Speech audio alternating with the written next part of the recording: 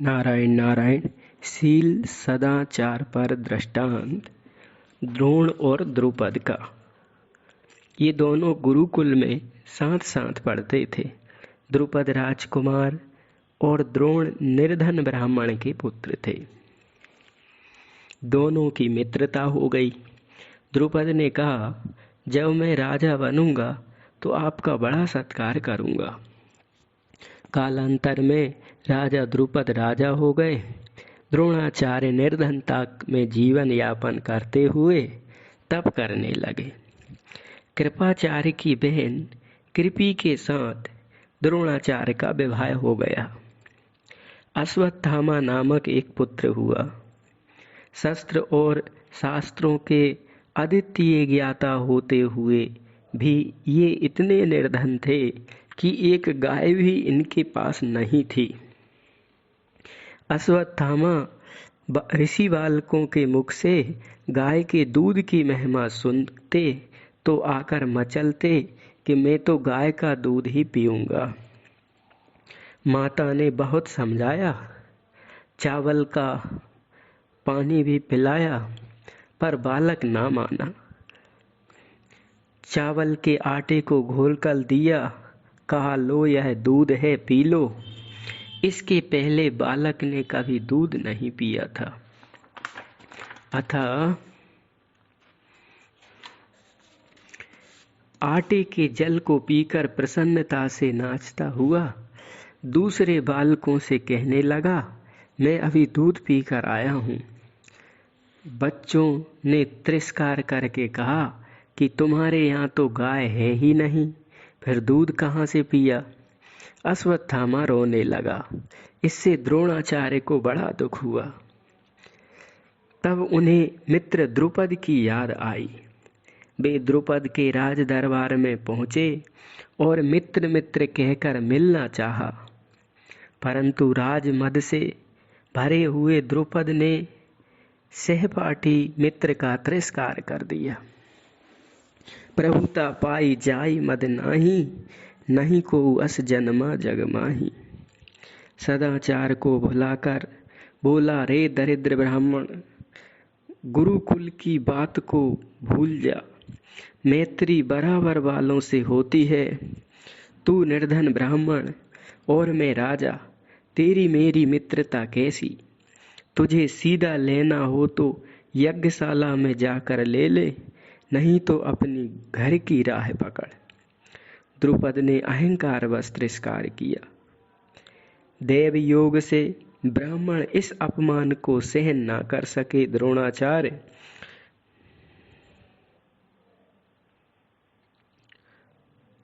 उन्होंने सहिष्णुता रूप सदाचार का त्याग कर दिया। इस अपमान को सुधापान के समान मानकर सह लेना चाहिए था। सम्मान को विष के समान मानकर उसे पीने की इच्छा नहीं करनी चाहिए थी। असहिष्णुता से द्रोणाचार्य भीष्म पितामह के पास जाकर उनके आश्रित रहकर राजपुत्रों को पढ़ाने लगे, जबकि कुलपति के यहाँ जाकर गुरुकुल में निवास कर छात्रों को पढ़ाना चाहिए। ऐसा प्राचीन नियम है। द्रोणाचार्य प्रतिक्रियाशील हो गए, अपने अपमान को भूले नहीं।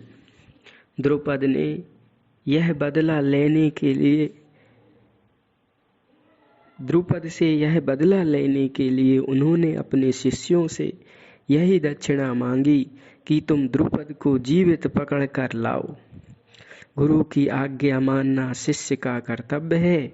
अनुचित उचित का विचार आवश्यक नहीं है। आज्ञा गुरु नाम हिराभिचारणीय। कौरव पांडव सेना लेकर गए और परास्त कर पकड़ लाए। तब द्रोणाचार्य ने व्यंग के स्वर में कहा, राजन, मैं आपसे मित्रता करना चाहता हूँ। लज्जित द्रुपद ने कहा, ब्राह्मण, अब तो मैं आपकी बंदी हूँ, आपका बंदी हूँ, मित्रता की क्या बात है। आचार्य द्रोण ने उन्हें क्षमा नहीं किया, उनको आधे राज्य से वंचित कर दिया। यह ब्राह्मण सदाचार के विरुद्ध हुआ। इस अपमान को द्रुपद ने भी क्षमा नहीं किया। वह मरणतंत्र का प्रयोग कर बदला लेने के विचार से सैकड़ों ब्राह्मणों के पास गया। किसी ने स्वीकार नहीं किया। अंत में उन्हें कर्मकांड में प्रवीण शंख के पास जाकर उनसे अपनी बात कही। बहुत बड़ी दक्षिणा के लोभ में भी शंख तैयार नहीं हुए, परंतु उनका आग्रह देखकर उन्होंने अपने भाई लिखित के पास राजा को भेज दिया। लिखित ने द्रुपद का आग्रह स्वीकार कर दक्षिणा के लोभ से ब्राह्मणोचित सदाचार को त्याग कर अभिचार मारण यज्ञ कराया। उसी से धृष्टद्युम्न की उत्पत्ति हुई, जिसने द्रोणाचार्य का वध किया। उसी यज्ञ से द्रौपदी भी उत्पन्न हुई, जो महाभारत का कारण बनी। सदाचार के परित्याग से महान युद्ध हुआ। एक महान आचार्य के सदाचार त्यागने पर असंख्य प्राणियों का संहार तथा स्वयं का भी वध हुआ। एक तपस्वी ऋषि की तरह प्राण बचाकर द्रोणाचार्य ने उत्तम लोक को प्राप्त किया। एक तपस्वी की तरह प्राण त्याग कर उत्तम लोक प्राप्त किया। सब कुछ भगवत इच्छा से हुआ, परंतु सदाचार के त्याग का कुपरिणाम प्रत्यक्ष दिखाई पड़ता है। अतः संत ब्राह्मण को सदाचार की रक्षा करनी चाहिए।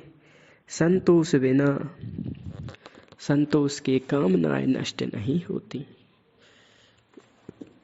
अगला दृष्टांत मुगल और सौदागर का। विश्वास पर दृष्टांत। मुगल और सौदागर का ईश्वर में विश्वास रखने वाले एक मुगल भक्त थे। वे परदेश जाने लगे तो 10,000 रुपये एक साहूकार के पास जाकर जमा कर गए। बहुत दिनों के बाद लौटकर घर को आए। तब उन्होंने साहूकार से रुपये मांगे।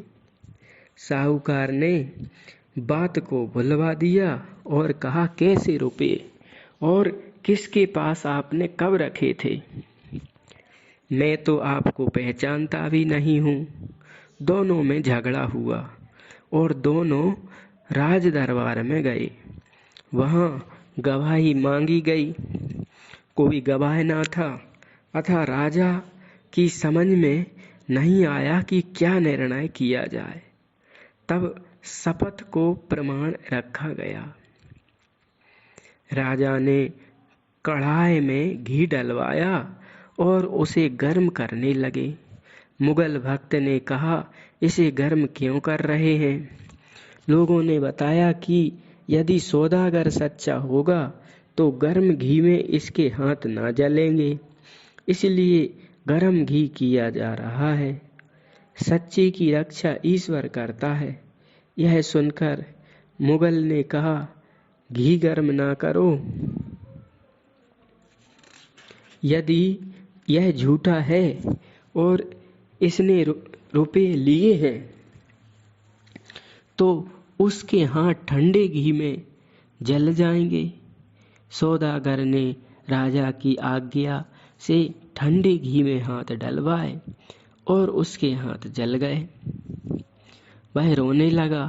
राजा ने कहा, तुम झूठे हो, रुपये दो और जुर्माना भी। इस प्रकार विश्वास के रूप को दिखाया।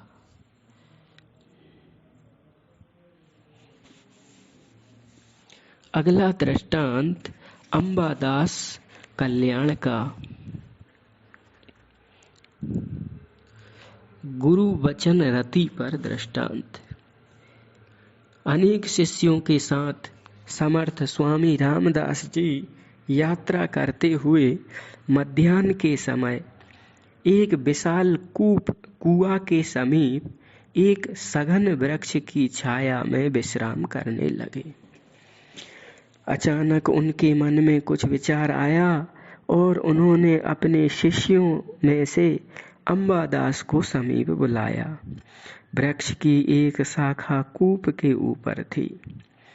उसकी ओर संकेत करके पूछा, इस शाखा को काट सकते हो? अंबादास ने हाथ जोड़कर कहा, आपकी आज्ञा होने पर अवश्य काट सकता हूँ।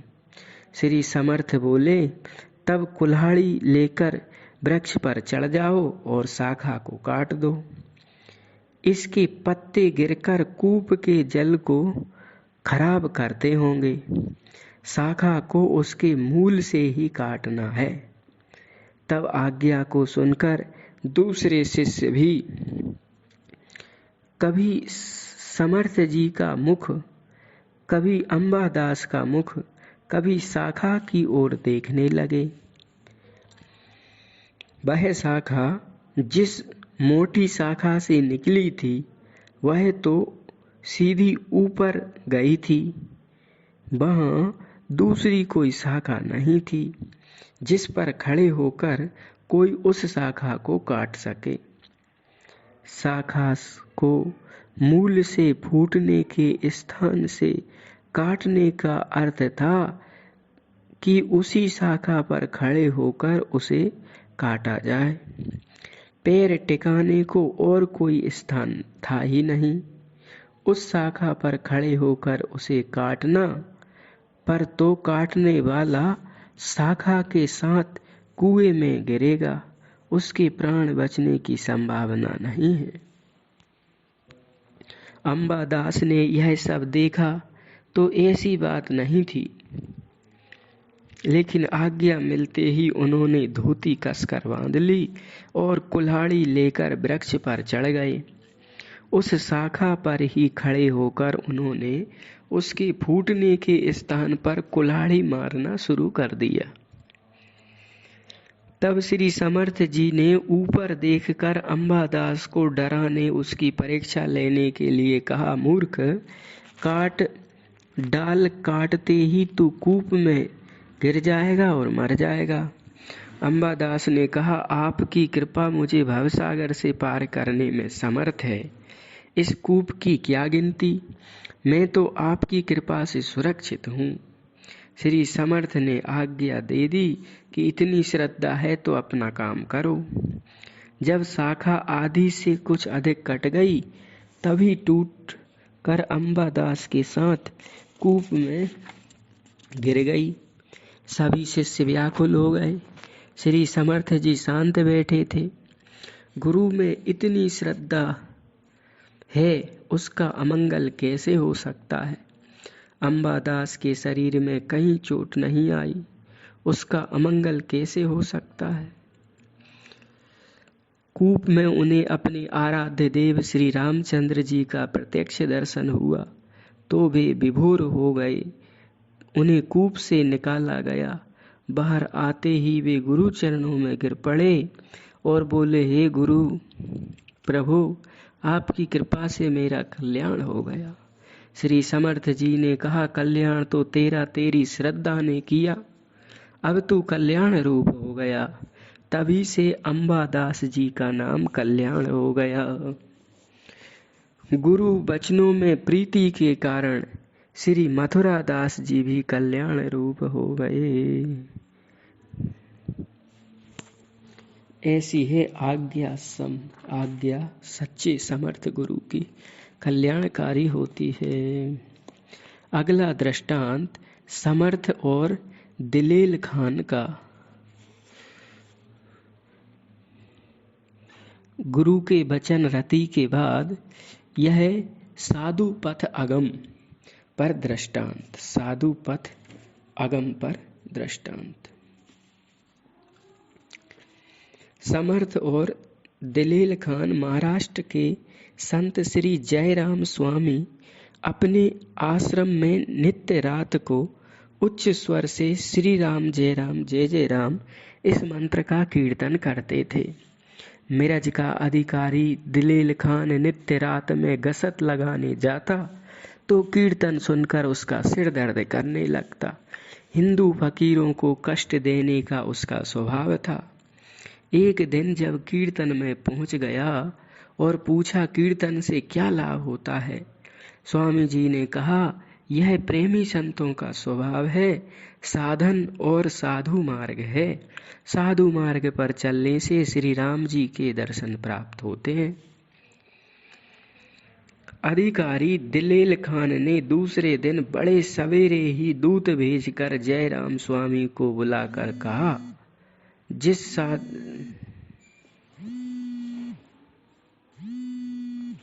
कौन ले गए यहाँ से अंदर हो।